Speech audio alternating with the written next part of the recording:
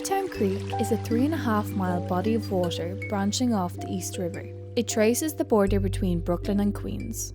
And it's one of the most polluted industrial sites in the United States. So polluted, in fact, that the Environmental Protection Agency declared it a Superfund site in 2010.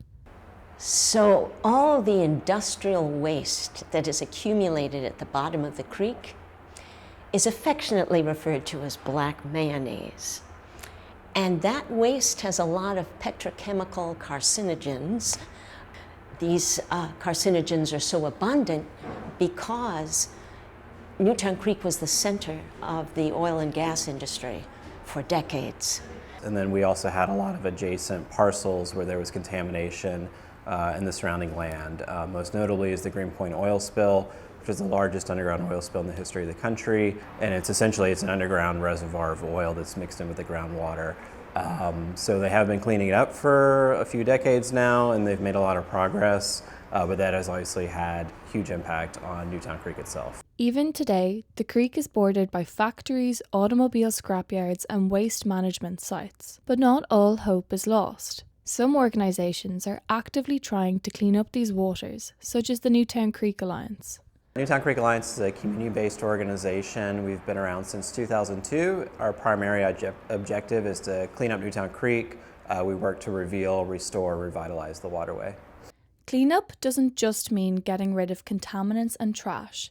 It also means restoring ecological diversity. Restoration efforts include creating fish and shellfish habitats and introducing species such as mussels and oysters. Some native species, like ribbed mussels, can even filter contaminants from the water. So having these ribbed mussels on hand to filter out the bacteria is wonderful.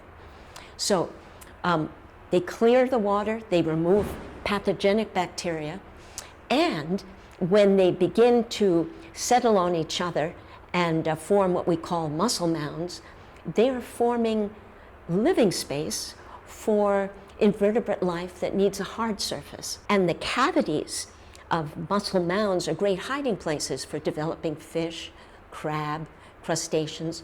So small swimming invertebrates and vertebrates find refuge here and a place to eat.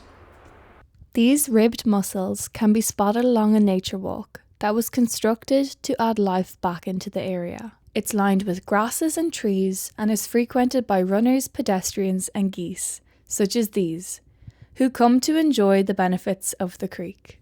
But that experience can be broken by the smell of oil or a Canada geese trying to get its neck out of a plastic bag.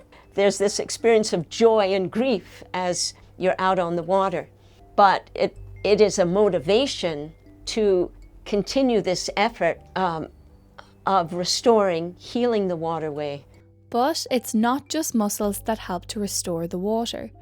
Kelp can help by soaking up contaminants like heavy metals while providing habitats to other marine life. Still, animals in the creek are being affected by cancer-causing pollutants, such as PAHs found in gasoline and PCBs found in electrical equipment.